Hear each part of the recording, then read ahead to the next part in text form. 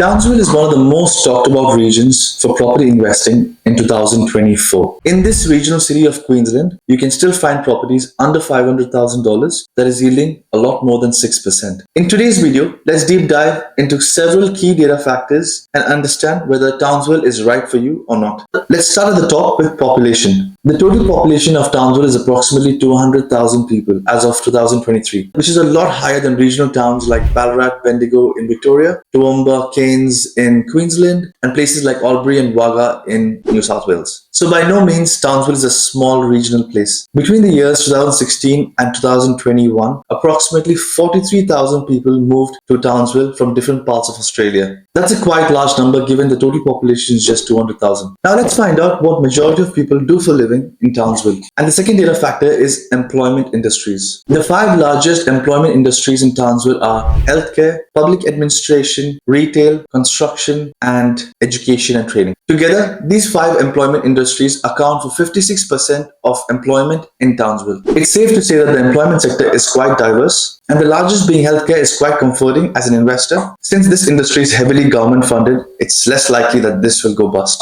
when compared to sectors like mining that's predominantly in the private hands. Let's paint a picture on affordability. The median house price in Townsville is about $500,000, and the median household income as per the 2021 ABS census is $1,621, which is on par with the median income of the state Queensland. Just by looking at these two factors and not taking the lending criteria into account, I would say affordability is quite healthy here. Now let's look at the current data on demand factors such as days on market and vacancy rates are suggesting. The average days on market in Townsville is about 24 days. That is, it takes about 24 days roughly to have your property sold in Townsville at the moment. And this data factor is extremely low in most suburbs. Take a look at the suburb called Cranbrook. The days on market for this suburb is 11 days. And the second example is Kerwin, where the days on market is just 9 days. It took me more than 9 days to sell my phone online. And the third suburb is Annandale. This is quite a popular suburb among owner-occupiers and has a days on market of just 12. The vacancy rates across Townsville is 1.1%, and it is a lot lower in certain suburbs, indicating that the rental market is experiencing a lot of demand and there's not enough houses for renters. Now let's jump fence and look at the supply side of things. This chart shows the number of building approvals in Townsville per year. Building approvals are nothing but applications that are lodged with